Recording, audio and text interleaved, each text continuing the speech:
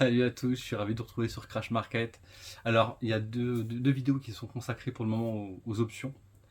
Et votre trader de hedge fund favori revient pour vous les expliquer.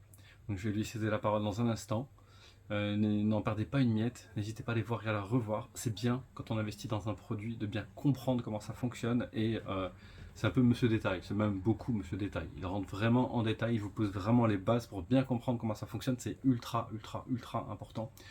Surtout que les options, c'est quelque chose sur lequel on peut gagner énormément, mais on peut surtout perdre énormément. Il y a des tas d'histoires qu'on peut trouver sur internet où on voit que des tas de personnes se sont finies par se suicider parce qu'ils n'ont pas bien compris ce qu'ils faisaient. Et donc là, le but c'est de vous éviter ça. Et donc vraiment, n'hésitez pas avec ce trader hedge fund, il est juste formidable pour, vous permettre d'apprendre les marchés financiers et de bien les comprendre vraiment de manière détaillée. Donc il y a partie 1 et partie 2, hein, j'ai envie de dire. Donc là, c'est vraiment la première partie où on pose vraiment les fondamentaux. Hein, il y en a pour 1 heure ça à voir et à revoir, mais vraiment. Hein, moi, j'ai adoré voir ce cours sur les options. Et donc, je vous partagerai en suivant, dès que possible, la seconde vidéo sur, toujours pareil, sur les options.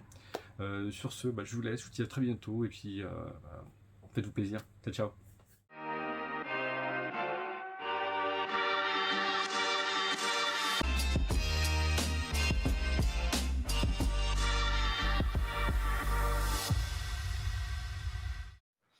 Donc, ok, c'est parti pour notre petite formation avancée.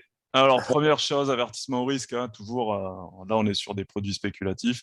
Donc, aujourd'hui, on est en formation, mais enfin, voilà, l'idée, c'est pas de vous inciter à aller trader les options, c'est de vous expliquer un petit peu comment ça marche, parce qu'à partir du moment où vous intervenez sur les marchés, peu importe lesquels, vous intervenez sur du spot avec vos comptes, mais sachez que les professionnels notamment utilisent beaucoup les produits dérivés et notamment les options et les contrats futurs. D'accord? Donc, première des choses, vous voyez, hein, l'avertissement au risque, vous pouvez le trouver sur le site de l'AMF ou n'importe quelle autorité des marchés financiers.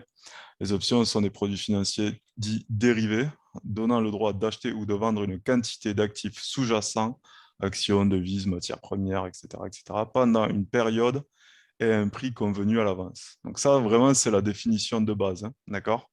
Vous payez une prime, on va y revenir, hein, sur la définition. Vous payez une prime, donc c'est le prix de l'option pour acquérir le droit de l'option.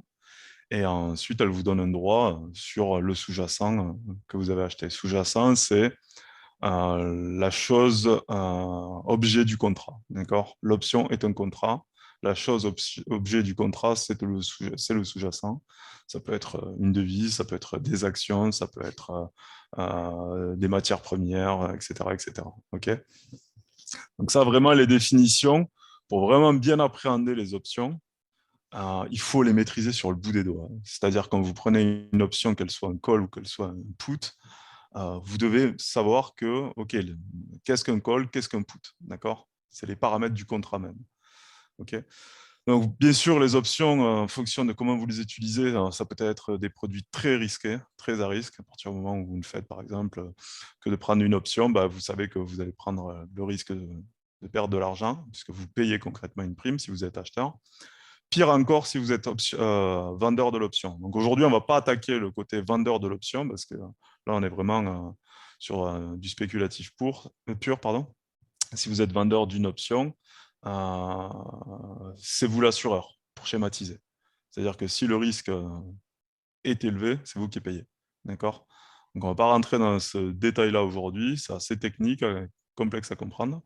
On y viendra petit à petit. Là, on va aujourd'hui vous former sur le côté acheteur de l'option, c'est-à-dire vous payez la prime. D'accord? Donc voilà, c'est un investissement risqué. Sachez-le, on peut perdre beaucoup d'argent avec les options et de manière illimitée, donc dépasser la valeur de votre compte très largement. Donc il faut faire vraiment attention avec les options, notamment si vous êtes vendeur de l'option. Ce ne sera pas le cas si vous êtes acheteur de l'option. Et on va attaquer.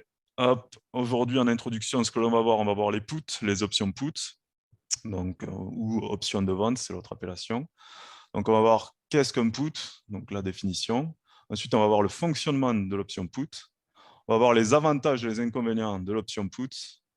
On va voir comment le prix même de l'option varie. D'accord? Et ensuite, je vais vous montrer un exemple de stratégie qu'on en appelle le Mari Put. Okay, c'est-à-dire qu'on marie une option à un actif qu'on détient. D'accord. Et pour l'exemple, vous verrez, je le ferai sur le blé, je détiens des contrats sur le blé et je me couvre. D'accord. On va avancer. Alors, définition. Alors là, vraiment, les définitions, c'est vraiment à prendre par cœur et à maîtriser sur le bout des doigts. Okay, comme je vous l'ai dit tout à l'heure. En finance, je vais accepter une personne juste avant d'avancer. Hop. Donc, en finance, une option de vente ou put option est un instrument financier qui donne à son propriétaire le droit, mais non l'obligation. Déjà, maintenez ça en tête. Ça vous confère un droit, un contrat d'option, mais pas l'obligation, d'accord, de vendre un actif, donc un actif sous-jacent, c'est l'actif qui est en dessous, sur lequel vous détenez le contrat, à un prix déterminé à l'avance, c'est-à-dire au moment où vous souscrivez l'option, d'accord, vous connaissez le prix à l'avance à partir du moment duquel vous pourrez exercer votre droit, d'accord, dans une période donnée, dans un délai donné. Donc l'échéance temps, elle est hyper importante. Je prends un exemple concret. Vous avez une voiture. On va prendre un exemple, une voiture à 10 000 euros.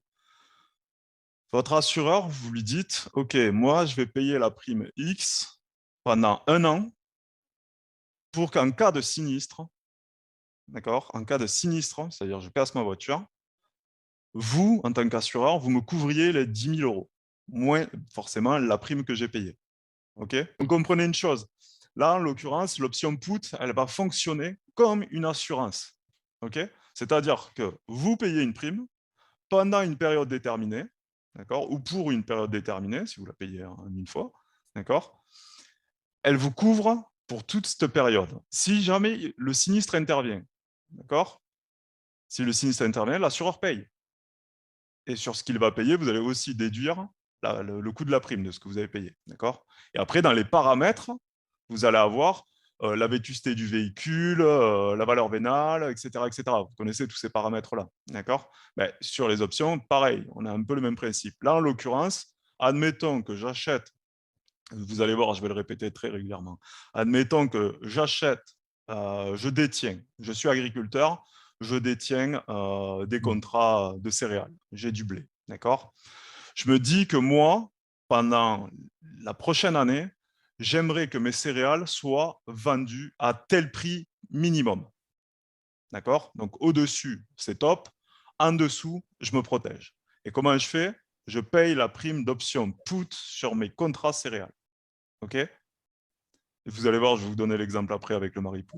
Ce qui veut dire que si, par exemple, les céréales, le prix des céréales, à cause de la conjoncture internationale, les prix des céréales montent, ben, l'agriculteur, il est gagnant à partir du moment où le cours des céréales dépasse le prix de ce qu'il espérait, bien sûr, de son prix d'exercice, plus le prix de l'option, parce qu'il faut aussi intégrer le prix de l'option de protection, de l'assurance, en gros, qu'il avait payé. D'accord. Donc, ce qu'on appellera le break-even, le seuil de rentabilité. D'accord.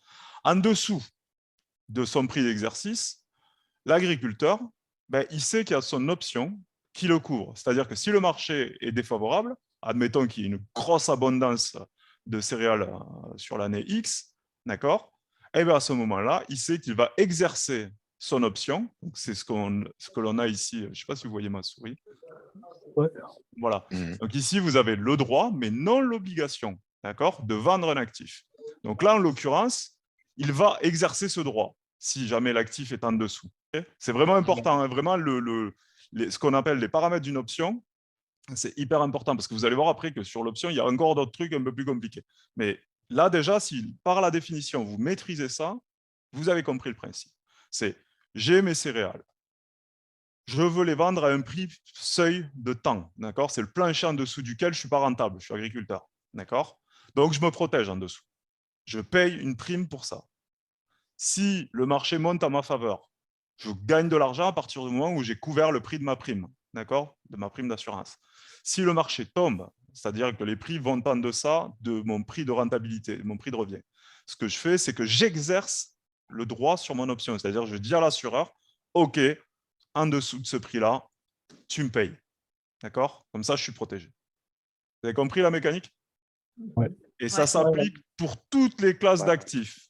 D'accord. Peu importe l'actif que vous détenez en sous-jacent de ce contrat, ben ça s'applique. Vous avez de l'or en dessous, vous protégez votre contrat or. Vous avez, vous voyez, vous pouvez faire un comparatif, vous qui faites du trading, notamment au spot, avec le stop loss. Vous voyez, le stop loss, vous allez le mettre, vous allez le fixer à un certain endroit et vous connaissez le risque que vous prenez.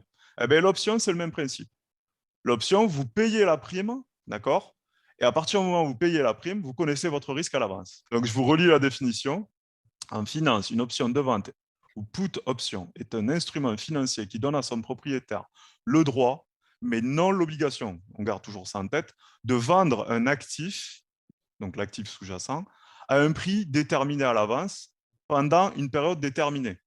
Tous ces paramètres sur cette phrase sont importants. Donc, un put est donc un produit dérivé qui permet de parier sur la baisse d'une action. Donc là, c'est dans ton exemple, si tu es à nu, donc là, c'est juste spéculatif, tu paries à la baisse d'une action ou d'un autre actif. J'ai marqué action, mais ça peut être des céréales. Tu peux acheter un put sur le blé, j'ai pas de blé, mais j'achète un put sur le blé parce que je considère que le blé va baisser.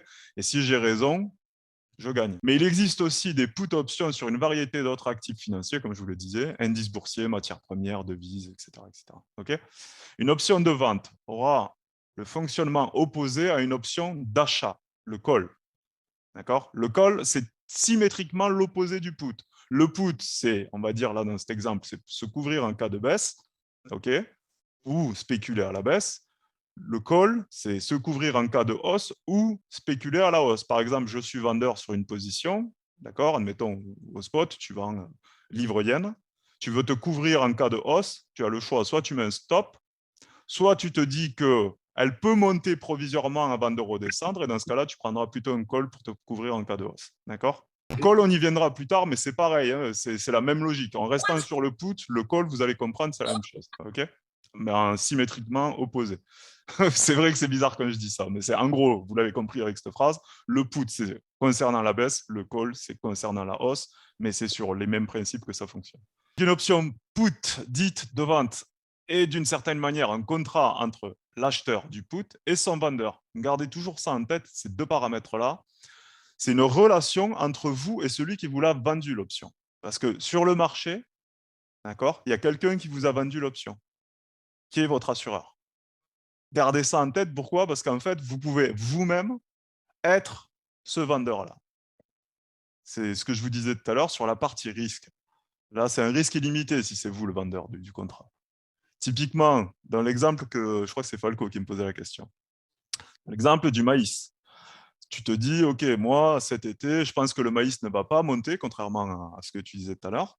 Donc, je suis toujours vendeur de mon maïs et je me dis que pour encaisser un peu d'argent supplémentaire pour augmenter mes marges, d'accord, ben, je vais vendre des calls. Et là, c'est toi l'assureur. Tu les vends, les calls. C'est short call. Il y a quelqu'un en face de toi qui va acheter des calls parce que lui pense que le maïs va monter. D'accord? Et si toi, tu es short call, tu encaisses automatiquement et tout de suite une prime, la prime de l'option. Le type en face, lui, te la paye, cette prime. Si le marché descend en ta faveur, tu n'es pas exercé, avant l'échéance, bien sûr, tu n'es pas exercé, donc du coup, la prime que tu as encaissée, elle est pour toi. Si en revanche, le marché monte contre toi, et là, c'est de manière illimitée, c'est toi qui payes. Donc ça, c'est la partie risque. Là, si vous êtes vendeur de l'option, comme je vous l'ai dit, aujourd'hui, on ne va pas insister sur le côté vendeur de l'option, on va plutôt être acheteur. Mais gardez toujours ça en tête, c'est que l'option, quand vous l'utilisez, vous avez la possibilité soit d'être l'acheteur de l'option, d'accord? Donc là, c'est l'assuré. OK? Je paye ma prime, je suis protégé. Ou à l'inverse, vous avez la possibilité d'être l'assureur. Je reçois une prime, je couvre le risque. OK? C'est capté? Donc, les caractéristiques du contrat, là, c'est du droit pur et dur qu'on fait, hein, parce qu'en finance, quand on parle de finance, c'est beaucoup de droit dans la finance. Okay, donc, les sous-jacents, les paramètres de l'option, c'est le sous-jacent. Le sous-jacent est l'actif sur lequel vous pouvez exercer l'option. Il s'agit généralement d'une action, d'un indice, d'une matière première ou d'une devise. Okay, après, il y a encore d'autres produits. Hein. Le prix d'exercice ou le strike, ça, c'est le paramètre fondamental. D'accord? Le prix d'exercice, c'est celui qui est fixé à l'avance, auquel vous pouvez vendre votre sous-jacent si vous êtes le propriétaire du put, c'est-à-dire que si vous êtes l'assuré. Exemple, je reprends ma bagnole, je paye une prime pour que l'assureur me couvre ma bagnole à 10 000 euros. D'accord? C'est-à-dire qu'à l'avance, il est convenu entre moi et l'assureur que si la bagnole est cassée, il me file 10 000 euros. OK? Et là, pour un contrat pour les céréales, par exemple, on va y venir après. Si, admettons, mon quintal, il est à 600 $, OK? Je dis à la contrepartie, tu me couvres en dessous de 600 $. C'est ça le strike, d'accord? Si le marché descend en dessous, moi, j'ai le droit d'exercer mon contrat dès 600 $. Si, admettons, le marché est descendu à 400 $, j'ai le droit d'exercer mon contrat à 600 $, et entre 600 et 400 $, c'est le gain que je réalise sur l'option. Ou la perte que je ne réalise pas si je suis propriétaire de l'actif. C'est bon pour vous? C'est clair. Ok. Le strike, c'est vraiment hyper important, hein. Donc, on appelle ça le prix d'exercice en français. D'accord? Vous verrez, hein, on va dans le détail, parce qu'en fait, lui, c'est le paramètre que vous allez choisir d'entrée. D'entrée, quand vous prenez une option, le premier des paramètres, c'est le strike. OK, à combien je suis protégé? À partir de combien je me protège? Exemple, je ne sais pas, moi, vous êtes acheteur de Rodol, vous l'achetez maintenant au marché, vous dites, OK, moi, en dessous de 1,10, je veux être protégé. D'accord? Donc, vous allez chercher une option avec un strike 1,10. Un put avec un strike 1,10. OK? Ensuite, il y a la date d'exercice. Et celle-là, attention, elle est fondamentale. La date d'exercice, c'est la durée pendant laquelle vous avez deux types d'options. Là, c'est un peu technique, mais vous avez des options dites de type américaine et des options de type européenne. Les options de type américaine, vous pouvez les exercer à tout moment. D'accord? Admettons, Eurodol passe en dessous des 1,10. Aujourd'hui, vous pouvez exercer votre option. Si vous êtes sur une option de type européenne, vous ne pourrez exercer votre option qu'à l'échéance. Si vous avez pris une échéance sur un put 1 mois Eurodol, d'accord, vous ne pourrez exercer votre option qu'à l'échéance, dans 1 mois. Donc, entre-temps, si Eurodol descend, bah, vous n'exercez pas, vous savez que vous avez l'option, vous êtes protégé, d'accord, vous le laissez faire son cirque et vous attendrez à l'échéance. Si à l'échéance Eurodol est en dessous d'un 10, vous exercez votre droit sur l'option, d'accord. Si à l'inverse Eurodol est au-dessus, bah, vous laissez la prime expirer. Donc vous perdez la prime, vous vous en moquez, puisque derrière vous avez votre Eurodol s'il a passé le break-even qui sera rentable, d'accord, au spot. C'est bon pour vous? Ouais, en fait, c'est pour être grossier, en fait, c'est du hedging, quoi. Mais totalement. Là, dans cette stratégie-là, attention, hein, parce que là, je Ouais, te ouais. donne une stratégie de hedging. C'est comme je vous ai dit, Le là fait de- aujourd'hui, on ne regardera que les stratégies liées, c'est-à-dire vous Ouais, détenez ouais. le sous-jacent. Mais, Ok. mais le fait de te couvrir sur un actif, en fait, c'est comme si tu es hedgé, sauf que bon, Mhm. c'est un peu différent, mais tu as une notion de temps et de valeur. Ouais. Mais regarde la différence qui est intéressante, mais tu vas le voir après dans notre cas pratique, c'est que c'est du hedging et du bon hedging. Parce que par exemple, si tu prends du spot, ben, tu auras le choix de te hedger, d'accord? Mais tu as des notions que tu n'as pas et ça risque de te coûter beaucoup d'argent. D'accord? Parce que le hedging, tu l'as pratiqué, c'est quand est-ce que je sors de mon hedge, etc., etc. Et ça devient compliqué. Tu vois ce que je veux dire? Ouais, Après, tu ouais. as aussi le stop loss. Donc, ton stop loss, tu le mets à X endroit, tu sais que tu réalises une perte de temps. Et des fois, et vous l'avez, je pense, tous expérimenté, des fois, vous avez le marché qui vient taper le stop loss et qui repart dans le bon sens. Ouais, Vous c'est voyez? clair. Et ça c'est très frustrant. Tandis qu'avec l'option, et c'est là c'est ce qui est intéressant avec l'option, c'est que si le marché s'amuse à passer en territoire négatif pendant une période de X, bah, vous en foutez, vous avez l'option. D'accord? Au pire des cas, si le marché reste vraiment en dessous, bah, vous exercez votre put. S'il n'y reste pas, bah, vous laissez la prime du put expirer, mais vous êtes protégé. Vous avez vu? On va y revenir après dans le pratique. Dans ce cas-là, sur ton actif, tu vas pas mettre un SL sur ton actif. Tu Tu vas ne mets pas de pas, SL, oui, oui, tout tu à vas pas fait. tu vas pas tenter de te faire taper, sachant si tu as pris un Absolument. coup de passe, quoi. C'est une protection, une option, hein. Ouais, Là, ouais, ouais. dans ce cas-là, hein, dans ce cas de figure-là, quand elle est mariée à un actif, c'est une protection. OK? Un put, quand vous êtes acheteur de l'actif sous-jacent, le put vient vous protéger en cas de baisse. Et à l'inverse, le call, si vous êtes vendeur de l'actif sous-jacent, le call vient vous protéger en cas de hausse. D'accord? Ouais, ouais, tout à fait. Voilà. La prime, donc toujours pareil, la prime, ça, c'est ce que vous payez cash, direct, dès que vous faites l'acquisition de l'option. D'accord? C'est automatique, vous payez. Et dans l'exemple de tout à l'heure, si vous êtes l'assureur, c'est la prime que vous recevez directement. Important maintenant, l'échéance. Donc là, c'est dans le cadre de l'option, dans le cadre de toutes les options, qu'elles soient américaines ou européennes. Okay, donc l'échéance, c'est fondamental. À échéance, si le prix du sous-jacent là c'est dans le cadre du put, hein, comme je vous l'ai expliqué tout à l'heure. Hein. Si le prix du sous-jacent est inférieur au prix d'exercice, c'est-à-dire le prix strike que vous avez déterminé, que vous avez choisi en tant que protection, alors l'option permet de réaliser une plus-value directement. Ok, vous exercez votre option, vous récupérez la différence. Ok, c'est bon? C'est bon. Ok. Yes. En effet, le vendeur du put, le vendeur, donc l'assureur, est obligé de vous acheter le sous-jacent à un prix plus élevé. D'accord? C'est lui qui paye. Hein, que le prix de marché. En achetant le sous-jacent au prix de marché et en revendant au prix d'exercice, vous touchez la différence. C'est ce que je vous avais dit tout à l'heure. Donc, en l'occurrence, sur mes céréales, si je me suis protégé à 600 et que le marché est à 500, j'exerce mon droit, l'assureur va payer le différentiel et moi, j'ai encaissé le différentiel. OK? Donc là, autre paramètre, vous l'avez ici. D'ailleurs, la plupart des options sont exercées en cash et non en livraison physique. Donc ça, c'est vrai pour, on va dire, les interventions de trading spéculative, etc., etc. Par contre, les professionnels qui sont sur le marché physique, ils se font livrer. Hein, d'accord?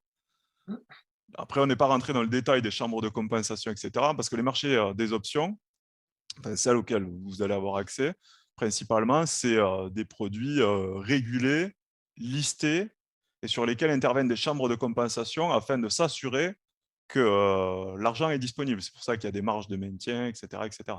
Okay, vous allez le voir avec les contrats futurs notamment. Ça, c'est hyper important. On fera une formation là-dessus, particulièrement sur les chambres de compensation. D'accord? Donc, vous n'allez pas vous faire livrer du blé avec vos brokers. Hein. Par contre, attention, parce que si vous allez commencer à trader sur certains marchés pro, pour ceux qui ont plus d'actifs, etc., ou si vos réseaux synergie fonctionnent bien et que vous commencez à tourner à 50 000 € par mois, ben, vous allez pouvoir atteindre tous les produits intéressants et aller sur les marchés qui vous intéressent. Donc, faites attention quand même. Sachez qu'il y a le risque de livraison physique dès que vous êtes sur des produits dérivés, d'accord, que ce soit les options ou les futurs. OK ? Généralement non, mais faites attention parce qu'il y a certains produits qui sont comme ça. Typiquement, vous allez trader le Deutsche TTF, le gaz européen, c'est livraison physique. D'accord? Donc à l'échéance, si vous n'avez pas dégagé votre contrat, vous faites livrer. Donc amusez-vous à stocker, etc. etc. Enfin, vous n'allez pas vous faire livrer physiquement, mais vous allez payer des amendes, enfin des pénalités, puisque vous n'allez pas pouvoir le stocker, qui vont vous coûter une blinde et ça va vous mettre dans le rouge. Quoi. Ok? Donc faites quand même attention à ça. Ok?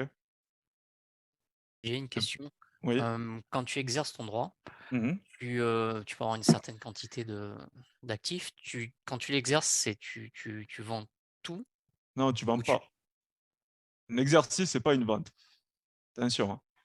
Un exercice, c'est tu fais fonctionner le contrat. OK? C'est-à-dire, tu dis à l'assureur, OK, j'ai cassé ma bagnole, tu me payes. C'est bon pour toi? Ok. Parce que l'option, Et- attention, c'est ça qui est important. Et pourquoi j'insiste là-dessus? Parce que cette option, ce droit-là, tu peux même le revendre sur le marché. Je te donne un exemple. Tu n'es pas à l'échéance. Ta stratégie, elle a été payante. Ton option a encore un peu de valeur. Admettons, tu t'es couvert un indice sur Eurodol avec ton put, que tu as payé 3000 balles. OK? L'Eurodoll accélère à la hausse. OK? Il passe les 1,11, etc. Toi, tu fais un gain super intéressant qui est supérieur, par exemple, au prix de la prime d'option que tu as payé. D'accord? Admettons, il est de 5 ou 10 000 balles. Le Rodolphe fait 100 points, tu prends 10 000 balles sur ta position.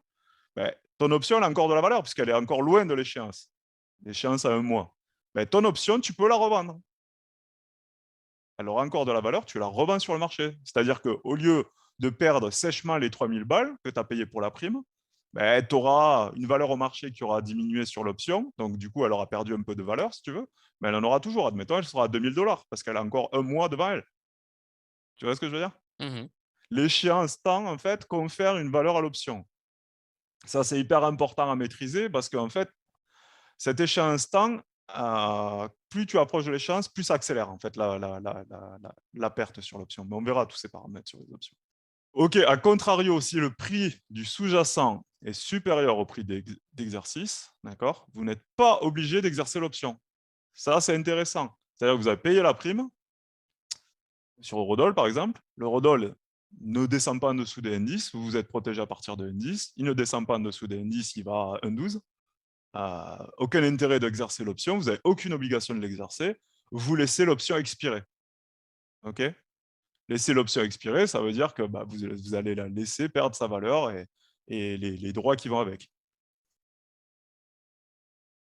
Alors, lorsque le prix du sous-jacent est inférieur, là je répète en fait, c'est la même chose. Là c'est la représentation graphique d'un put. Okay, lorsque le prix du sous-jacent est inférieur au strike, on dit que le put est dans la monnaie, ce que je vous disais tout à l'heure, donc in the money, il est gagnant. Ok, donc là en l'occurrence, si Eurodol, s'il est en dessous de 1,10, d'accord, il est gagnant, il est in the money. D'accord, donc l'option, elle prend de la valeur à ce moment-là. Elle prend de la valeur comme le sous-jacent. C'est-à-dire que si tu prends par exemple Eurodol, ok, admettons que tu as un contrat de 100 000 unités de devises couvert, d'accord, tu es à 10 $ le point. Je schématise, ce n'est pas exactement 10 $, mais c'est 10 $ le point. Donc, c'est-à-dire que l'option, quand elle va être in the money, elle va fonctionner de la même manière qu'un contrat standard, un contrat de 100 000 unités de devises sur euro-dollar. Donc, tous les points, elle prend 10 balles. Lorsque le prix est supérieur au strike, on dit que l'option est out of the money, en dehors de la monnaie. D'accord ? Enfin, une option dont le strike est égal au prix du sous-jacent est dite at the money. C'est hyper important, tous ces paramètres. Pourquoi ? Parce que quand vous allez acheter des options, vous allez avoir le choix d'acheter des options soit in the money, soit out of the money, soit at the money. Et la valeur de l'option va varier en fonction de ces paramètres-là. C'est-à-dire que si vous achetez, vous êtes à 1,10, vous vous dites, OK, le marché est à 1,10, je veux me couvrir en dessous de 1,10, vous êtes at the money. L'option va vous coûter cher. Si vous prenez une option avec un strike à 1,1050, c'est-à-dire au-dessus même du marché, là, vous êtes in the money, elle va vous coûter encore plus cher. Si vous vous dites, je me couvre à partir de 1,09, pardon. Là, on dit qu'elle est out of the money, elle va vous coûter beaucoup moins cher. OK ? Vous allez le voir, on va le voir après. Notez qu'il n'est pas nécessaire d'attendre l'échéance pour engager une plus-value. Vous pouvez à tout moment revendre votre option à un prix supérieur. Donc, c'est ce que je vous disais tout à l'heure. Là, on n'est pas sur l'exercice, on est sur la revente de l'option. C'est-à-dire que l'option elle-même, ce contrat d'option que vous achetez, contrairement au contrat d'assurance, sur le marché, l'option a une valeur, il s'échange. Donc, votre option, elle peut perdre très vite de la valeur ou au contraire en prendre très vite. Okay, c'est admettons, je vous donne un exemple.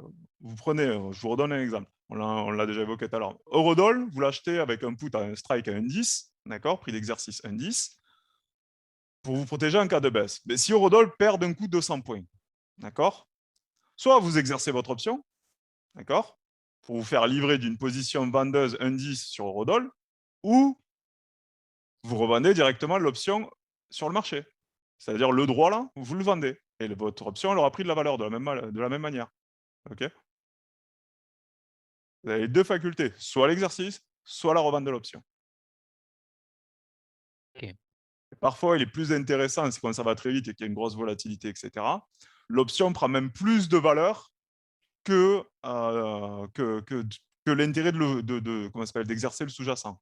Si vous êtes au spot vendeur, vous avez 10 $ le point. S'il perd 200 points, vous faites 2000 $. D'accord ? Mais l'option, comme elle a plein de paramètres intégrés, vous allez le voir, elle peut être même plus rentable que 2000 $. Elle peut être à 3000 $ ou 4000 $, par exemple, s'il y a une forte demande dessus. Vous voyez ? Voilà, j'exagère, mais dans ce cas-là, il est plus intéressant de revendre l'option plutôt que de l'exercer. Regardez gentiment les avantages et les inconvénients. Les avantages, permet de vendre à découvert une action. Donc là, c'est le naked short, comment ça s'appelle, la vente à nu. D'accord ? C'est-à-dire, je ne détiens pas l'actif sous-jacent. D'accord ? Je pense qu'il va baisser. Plutôt que d'aller le vendre au marché au risque de me prendre des stops et tous les mouvements de volatilité entre-temps, eh bien, je vais payer tout simplement la prime sur un put et je vais attendre que le marché descende. Si j'ai tort, je perds ma prime. Si j'ai raison, je gagne. C'est qui me posait la question justement sur les ventes à nu? C'est Claude, c'est ça? Ouais, c'était moi. Voilà, mais tu vois là, typiquement, c'est un des avantages du put en l'espèce. D'accord? Ouais. Notamment quand on va le voir tout à l'heure, mais certains produits, typiquement, plutôt que de les prendre en futur, un contrat sur l'or, par exemple, la marge pour détenir un contrat sur l'or, c'est 10 000 $. D'accord? Un contrat futur. Hein. Donc, tu te dis, bon, plutôt que d'aller prendre 10 000 $, mais d'avoir 10 000 $ sur le compte, ben, je vais prendre un put directement sur l'or si je pense qu'il va tomber. Tu vois ce que je veux dire? Ah ouais, tout à fait. Donc parfois, c'est intéressant d'aller faire en option, quoi.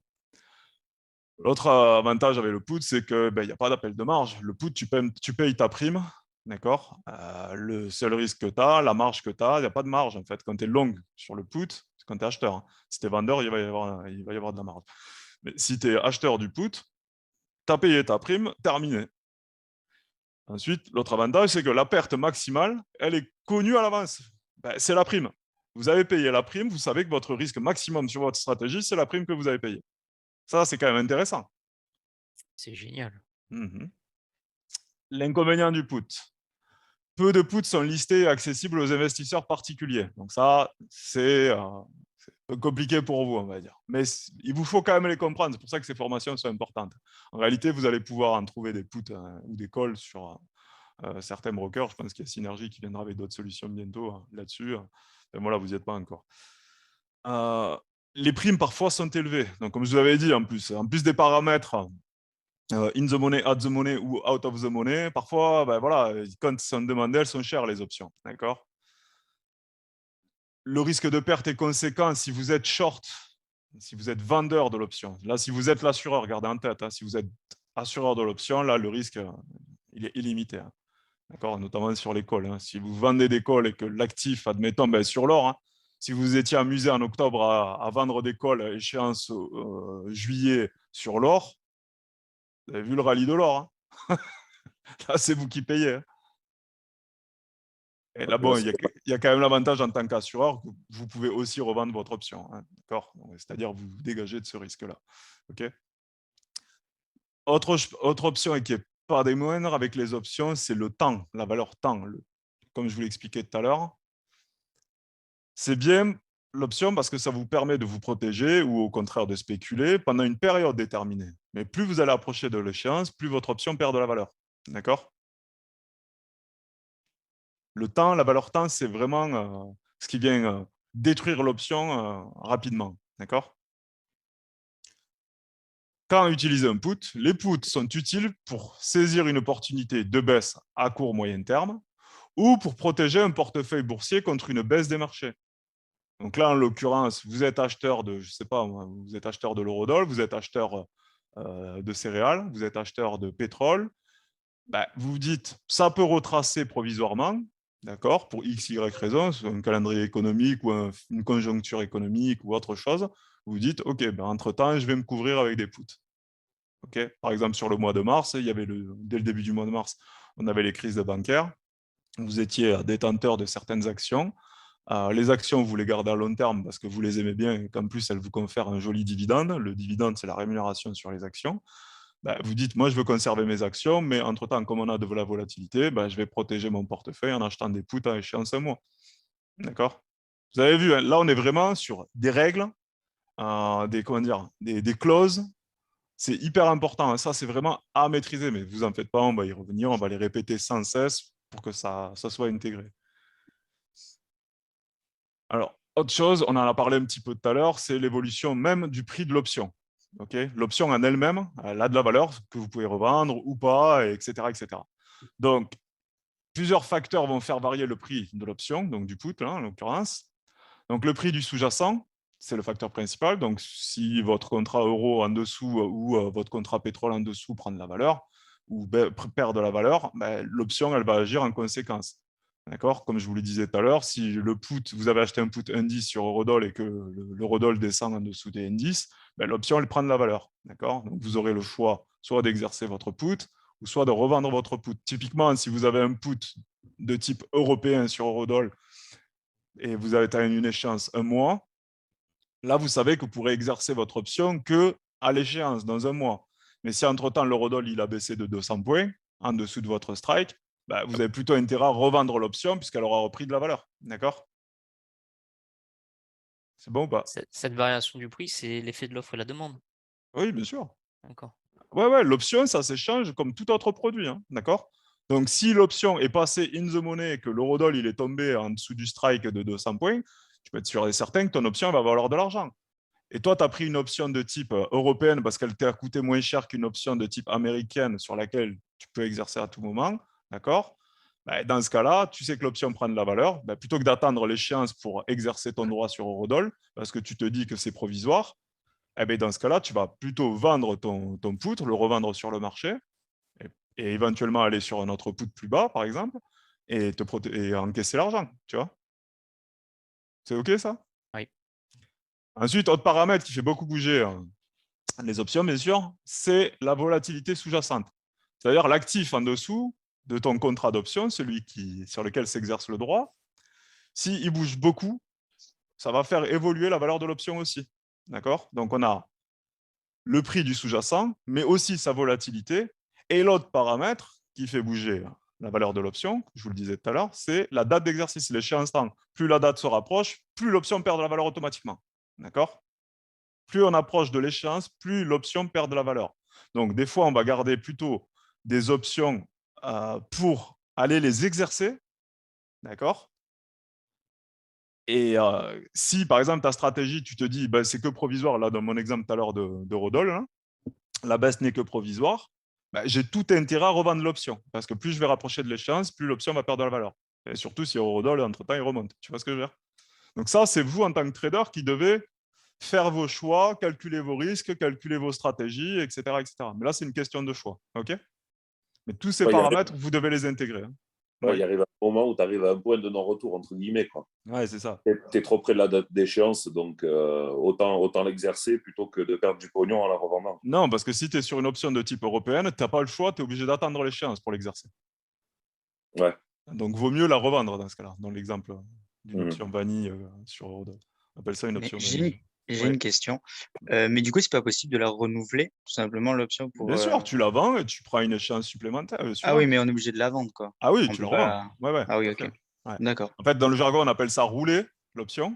Mais en pratique, c'est tu revends ton option, tu en rachètes pour l'échéance suivante. Tu vois ce que je veux dire? C'est pareil D'accord. pour les contrats futurs. En fait, rouler un futur, c'est en fait, tu fermes le contrat, par exemple, front mount, pour aller sur l'échéance suivante. Tu vois ce que je veux dire?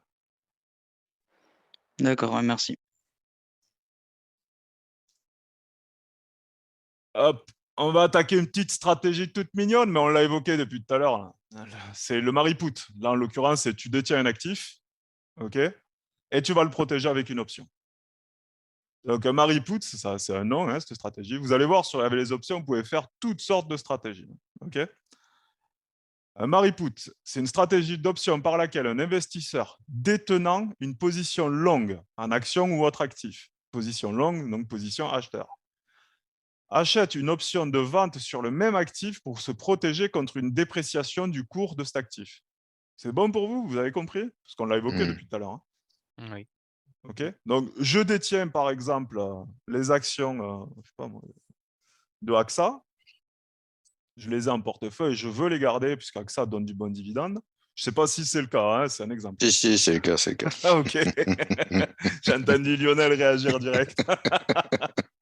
Donc, admettons, AXA, je conserve parce que j'ai plutôt un bon sentiment sur AXA et en plus, il confère un bon dividende. Donc, je me dis, je veux conserver AXA, mais entre-temps, on a une petite crise sur les CDS des financières et ça crée de la volatilité, mais je pense qu'AXA est solide. Donc, ce que je vais faire, c'est que pour éviter de pénaliser mon portefeuille si AXA venait à descendre, je vais acheter des options sur AXA et je vais payer une prime. Si AXA descend, j'exercerai mes primes ou je revendrai l'option si elle a pris beaucoup de valeur. D'accord? Et je conserve l'action. C'est bon pour vous? Yes. Donc, les gains ou les pertes potentielles d'une stratégie de vente mariée sont créés à partir de l'effet net d'une position longue à la fois sur la vente et sur son actif sous-jacent.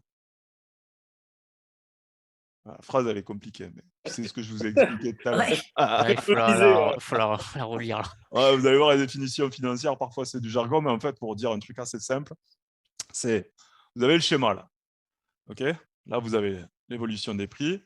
Là, vous avez l'option. Et là, vous avez l'action AXA.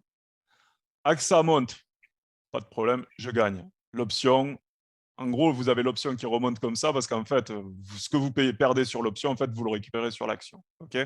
Par contre, en dessous, ici, d'accord, si ça baisse, si AXA passe en dessous, ici, j'ai mon put là, qui est la limite, là, qui me protège. OK? Là, je suis protégé. C'est bon pour vous? Regardez la dernière phrase. Essentiellement, cela revient à souscrire une assurance contre votre actif. Vous avez l'action AXA, vous voulez la garder. Si elle descend, votre option va vous protéger à la baisse. Si elle monte, vous perdez la prime de l'option, mais l'action, dès lors qu'elle a passé le seuil de rentabilité, elle vous couvre. Et vous gagnez sur votre action. Et en plus, vous allez toucher les dividendes, parce qu'AXA, apparemment, d'après Lionel, donne de bons dividendes. Mhm. Vous avez compris la mécanique? C'est vraiment Ouais. de la protection. Là. Quand vous faites une stratégie de Marie-Pout, là, vous êtes typiquement dans le cadre du contrat d'assureur. Okay, vous êtes l'assuré, vous payez votre prime. Si votre véhicule est détruit, l'assureur intervient. Si votre véhicule n'est pas détruit, bah, dans ce cas-là, vous perdez la prime. Pareil sur les contrats comment ça s'appelle? Les assurances décès, je ne sais plus comment ça s'appelle déjà en français. Bref, un contrat d'assurance décès. Vous payez votre prime. Si le risque intervient, c'est-à-dire vous décédez, ils vont donner de l'argent à vos héritiers. OK? Vous payez la prime. Si vous arrivez rien, la prime elle est perdue. Si vous arrive quelque chose, vos héritiers récupèrent de l'argent. C'est bon pour vous? Et en plus, sur les contrats comme ça, souvent, et je pense que c'est le cas chez AXA, vous avez une période, vous avez un délai. Et dans ce délai, si vous ne décédez pas, passer ce délai, l'assureur peut vous reverser une petite partie, celle qui a travaillé notamment. Mhm. J'ai raison ou pas, Lionel? C'est des mixtes qu'on appelle, ouais. Voilà, les mixtes, voilà, exactement. Donc là, l'option, en l'occurrence, si vous n'êtes pas à l'échéance, c'est à l'inverse par rapport au contrat d'assurance, si vous n'êtes pas à l'échéance et que l'option a encore de la valeur, vous pouvez aussi revendre votre option. C'est-à-dire vous allez gagner sur l'action AXA, mais vous allez aussi récupérer une partie d'argent sur votre option. OK?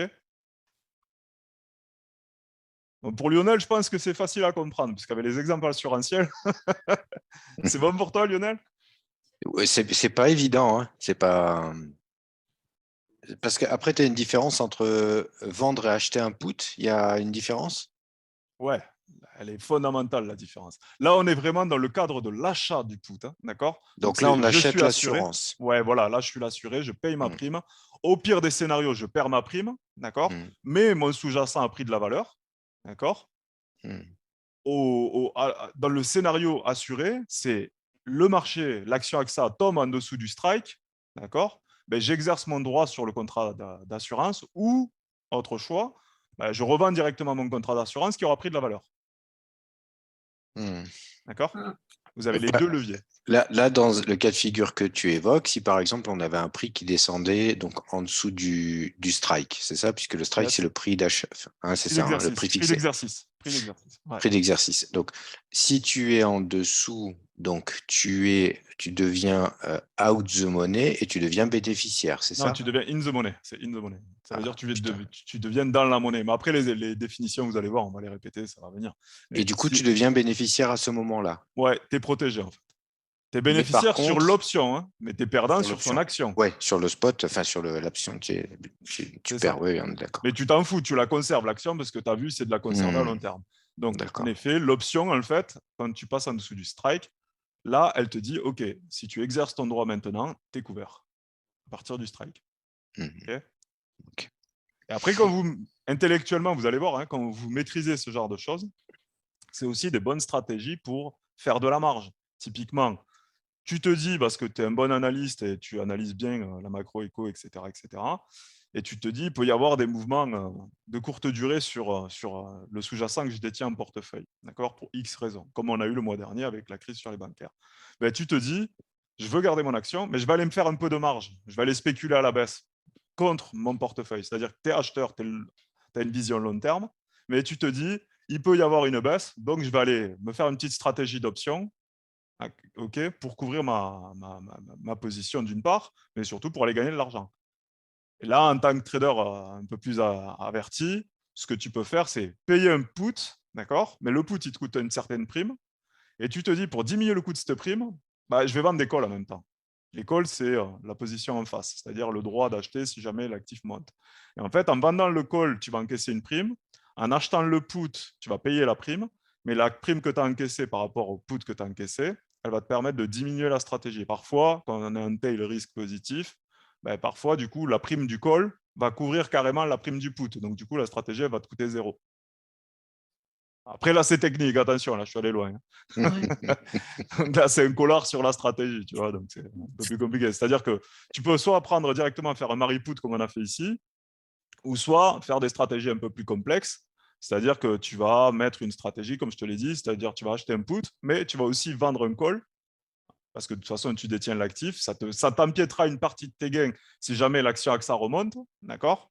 Par contre, pour te couvrir en cas de baisse, tu payes 0. C'est là que c'est intéressant, tu vois ce que je veux dire? C'est pas à cause de ça qu'il y a la bulle, la deuxième bulle est en train de se faire? Non, Ah. la bulle, ouais, il y a des bulles, il y a tout qui est en bulle, à vrai dire. Mais sur vous allez voir, on va y venir après. Et c'est notamment, en fait, les options qui sont achetées, c'est surtout des calls, par exemple, qui sont achetées sur les indices. Et c'est des calls avec des échéances d'une journée. Rappelez-vous, on a vu le paramètre échéance sur l'option. D'accord? Hop, je reviens en arrière. Mais je vais vous le montrer concrètement tout à l'heure. Donc ici, le paramètre échéance. Là, ce qui se passe, c'est que vous avez des investisseurs. Hop.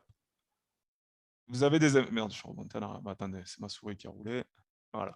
Vous avez des investisseurs qui, ce qu'ils font, c'est typiquement, ils achètent à nu, hein, c'est-à-dire qu'ils ne détiennent pas le sous-jacent, mais ils achètent à nu des options call qui leur donnent le droit d'acheter, donc de jouer la hausse, de se faire livrer, avec des échéances d'une seule journée, c'est-à-dire acheter maintenant pour expiration ce soir.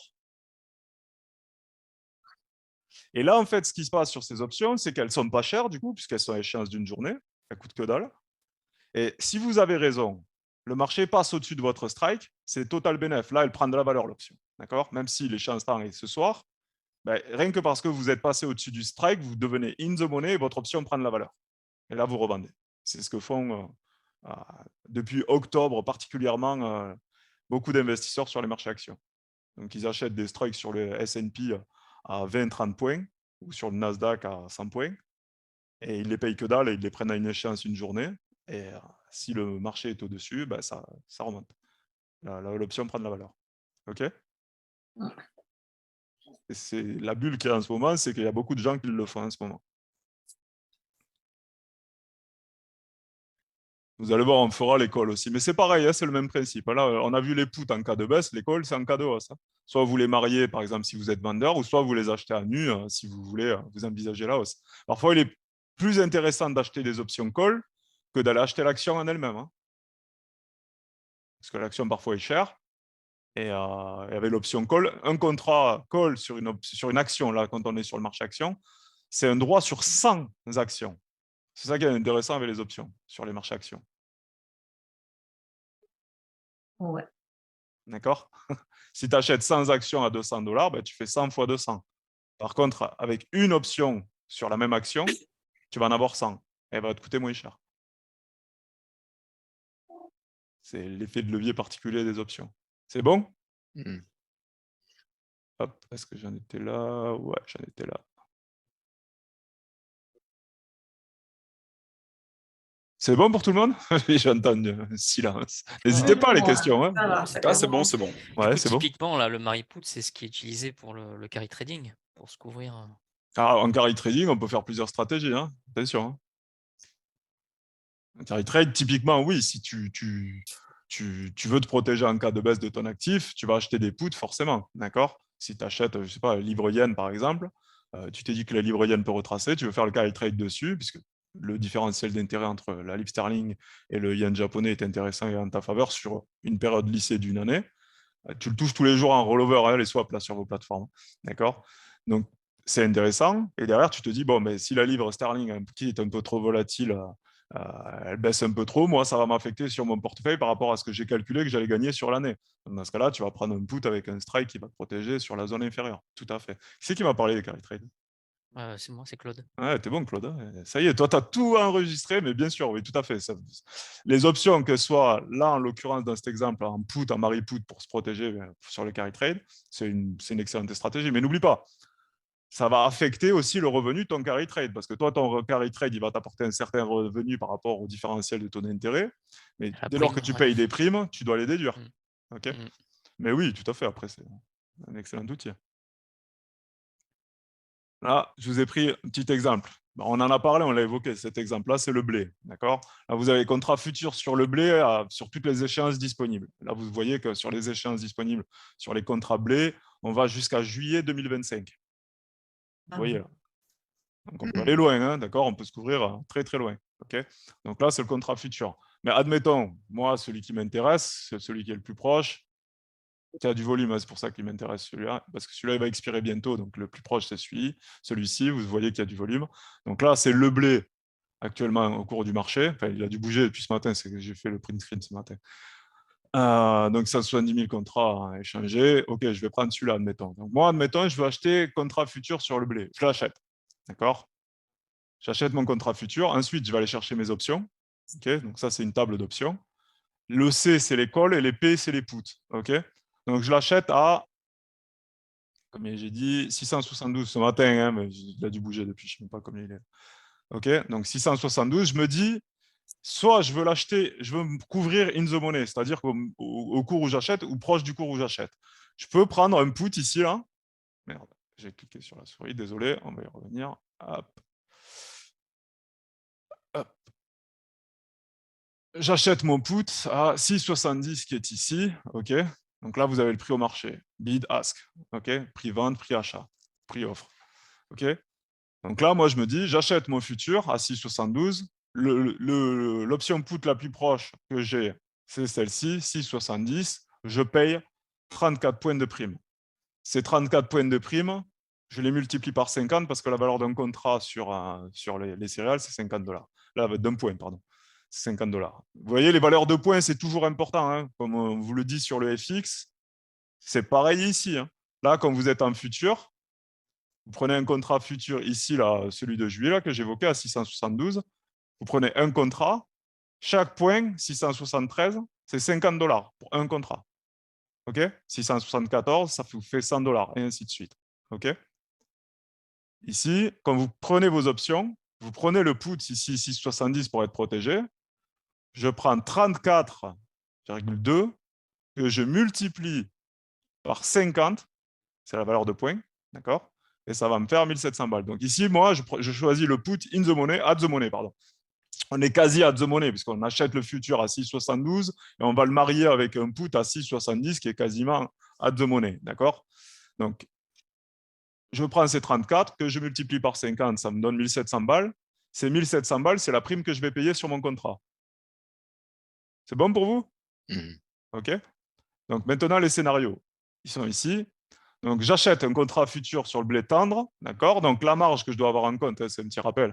Donc, pour contrôler un contrat comme ça, il me faut au minimum 3000 balles sur le contrat pour ouvrir la position. Et ensuite, en marge de maintien, c'est 2800 $ qu'il faut que j'ai sur le compte tous les jours. OK. Et attention, ces marges, elles peuvent bouger parce que c'est les autorités qui les font bouger. D'accord. Les chambres de compensation, notamment, qui vous disent, OK, la marge maintenant sur un contrat de blé, elle est multipliée par 3, par 4. Ça n'arrive pas, mais sur le pétrole, attention, ça bouge beaucoup, hein, les marges de maintien. Pareil sur l'or. OK, donc j'achète mon contrat sur le blé que je détiens, je suis en position à 6,60. Bon, il était à 6,71 ce matin. Bref, je l'achète à 6,71,4. OK, et j'espère que ça monte. Long, c'est j'espère que ça monte. Ce que je fais, je le marie avec une option put de type américaine, et là, c'est intéressant. D'accord, je la prends de type américaine pour pouvoir l'exercer à tout moment. D'accord, avec un strike 6,70. OK, et les 70 DTE, c'est les jours avant l'expiration. Donc, j'ai 70 jours devant moi. OK, j'ai pris le contrat juillet en futur. J'ai pris l'option qui arrive à peu près à la même échéance, parce qu'il y a 73 jours par rapport au contrat futur, il y en a 70 par rapport à l'option. D'accord. Donc, entre aujourd'hui et l'échéance, j'ai 70 jours. Ce strike 6,70, c'est le prix d'exercice à partir duquel je serai couvert, c'est-à-dire que j'ai acheté à 6,71 et si le marché descend en dessous de 6,70, j'exerce mon option. Et comme elle est américaine, je peux l'exercer à tout moment. C'est bon pour vous? Admettons, cet après-midi, il tombe à 600. Là, je ne me prends pas la tête. J'exerce mon option. OK? Donc ici, ce qui est intéressant, comme vous le voyez, on est long put. Donc en termes de marge, c'est 0. On n'a pas de marge de maintien obligatoire sur le compte.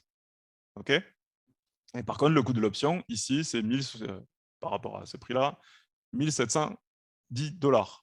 Un contrat.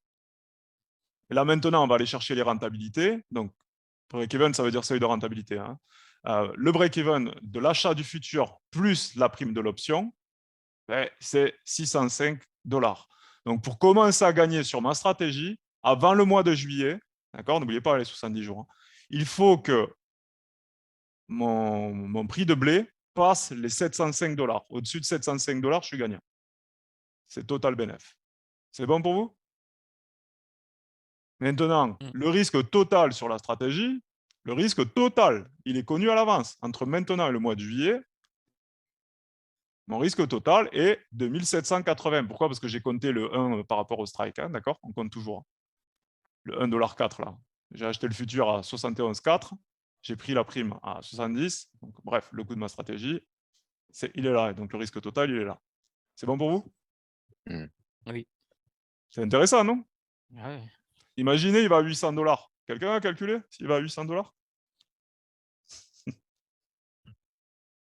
C'est beaucoup. Faites-moi le calcul de tête. C'est facile. Je vous embête. Attends. Jusqu'à 800.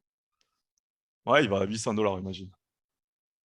Imagine, parce qu'un truc tout bête, hein, entre maintenant et le mois de juillet, tu as déjà la Russie, je vous l'ai dit en plus sur Telegram, la Russie qui arrête le deal sur les grains, admettons, le deal sur les grains, le renouvellement, c'est le 18 mai. Hein. Si le 18 mai, il n'y a plus de deal sur les grains, déjà, les céréales, vous allez vite voir les 750. Et si entre-temps, il y a un missile qui part sur un bateau russe en mer Noire, vous allez voir les 900.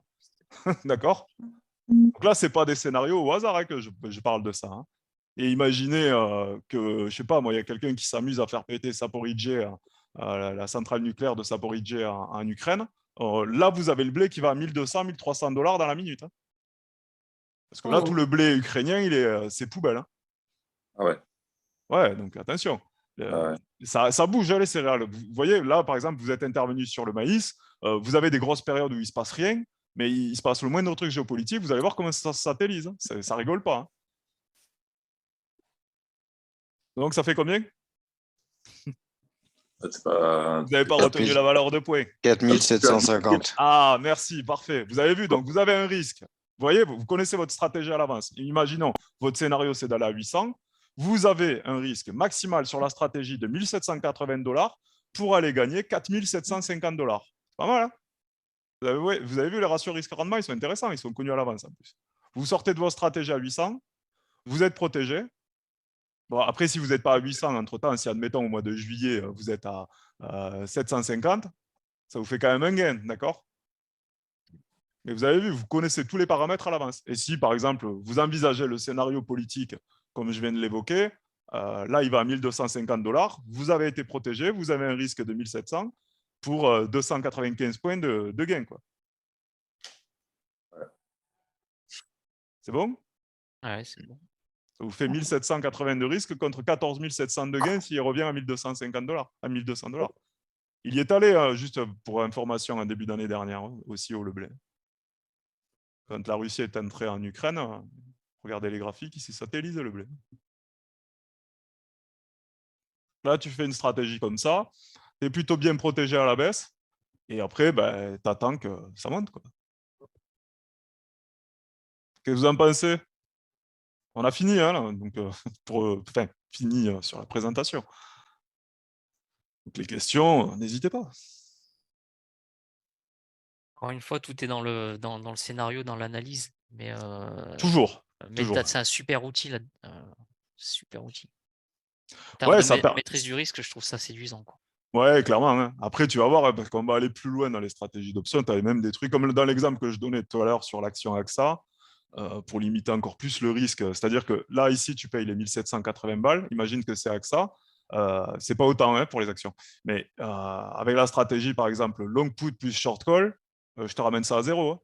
C'est-à-dire que je me couvre pour 0. Quoi. Tu vois ce que je veux dire? Je vois ce que tu veux dire.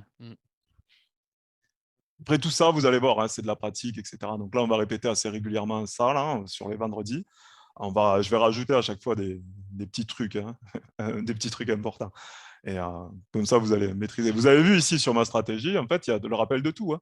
On a le produit, le sous-jacent, on a la protection dessus, on a le type d'option, donc à quel moment elle s'exerce, On a le strike pour le prix d'exercice, on a l'échéance temps, d'accord? Ce qui manque, c'est la volatilité, mais la volatilité, je voulais évoquer avec des exemples géopolitiques, d'accord?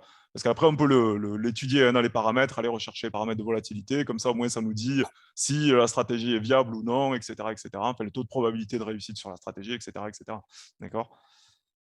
Mais voilà, c'est un bon outil. Là, en l'occurrence, avec le renouvellement ou pas du deal sur les graines le 18 mai, ça, c'est une excellente stratégie. Parce que pour l'instant, typiquement, les Russes n'envisagent pas de renouveler le deal sur les graines parce qu'ils ont toujours des barrières, eux, à leurs propres exportations de céréales. Et ils ont fait savoir que pour eux, ils partaient dans l'idée qu'ils n'allaient pas renouveler le deal le 18 mai. Donc, s'ils ne renouvellent pas le deal, ça veut dire que les grains ukrainiens vont être bloqués à nouveau. Là, il y a l'ONU, la Turquie et compagnie, il va falloir qu'ils négocient sec avec les Russes, quoi. Donc ça, attention, ce n'est pas une incitation à investir, mais ça, typiquement, je sais que cette stratégie-là, sur les mois qui arrivent, elle est super intéressante. Donc c'est bien, après, bien sûr, de maîtriser le sujet. On ne fait pas une stratégie au hasard, juste au petit doigt mouillé, ouais, je vais acheter ci ou ça. Il y a de l'analyse derrière, hein, toujours pareil. Ça vous a plu, cette introduction aux options là? Ouais, clairement. Ouais, ouais. Ouais, Ah, clairement. ah, Ouais, c'est complet, quoi. Ouais, c'est cool. c'est une bonne mise en bouche. Ça donne envie de le maîtriser, quoi. Ouais, mais ça va venir, hein. Vous allez voir, on va le pratiquer régulièrement, à force, ça va rentrer, quoi. Donc celui qui vend l'option, s'il se couvre pas, c'est de la roulette russe, c'est suicidaire. C'est ça, exactement. Après, généralement, il se couvrira. Mais tu sais, par exemple, dans l'exemple que je te donnais tout à l'heure, là, où je ramène ça à zéro avec l'action le AXA, call. là. Je Mhm. suis vendeur du call, hein. Mhm. Mais comment je me protège? Parce que je détiens AXA. Donc, ça va m'empiéter mon gain sur AXA si elle monte, tu vois. Parce que si elle monte, ben, je devrais payer une partie sur le call. Mais après, j'ai aussi l'autre faculté, c'est si j'ai des paramètres qui me disent qu'elle va remonter violemment, je dégage mon call. Je ne le garde pas. Tu vois ce que je veux dire? Parce que je peux le revendre, le call. Ouais. Mhm. C'est vous qui êtes maître de tous les, comment dire, tous les outils que vous détenez ou que vous émettez, en fait, quand vous faites du trading. Là, typiquement, tu vas un call, c'est toi l'émetteur du produit. Tu vois ce que je veux dire? Donc, ça veut dire que c'est à vous, derrière, de gérer ce que vous conservez ou ce que vous vendez. Vous allez voir après avec les options, il y a des stratégies encore plus complexes que ça, hein, pour jouer par exemple que la volatilité ou pour jouer l'absence de volatilité. Mais on viendra plus tard à tout ça. Okay, là, la première étape, c'est déjà de maîtriser le call, le put. Je vous ai donné un exemple assez concret de comment on marie une option, là en l'occurrence le put pour se protéger. Donc, vous avez vu la fonction, hein, là, parce que souvent vous entendez dire que les produits dérivés, c'est des produits spéculatifs, c'est des trucs pour les joueurs. Non, c'est des conneries. Là, typiquement, dans cet exemple, c'est un outil de protection. Là, je vous ai donné un exemple d'un agriculteur. Là. L'agriculteur, ici, là, l'espèce, il veut se protéger sur son blé en dessous de $670. Là, c'est de la couverture pure et dure, quoi. Vous, si vous le faites en tant que particulier, ou vous allez spéculer, mais l'agriculteur, il n'est pas en train de jouer. Là. Lui, il est en bas de sa santé financière, quoi.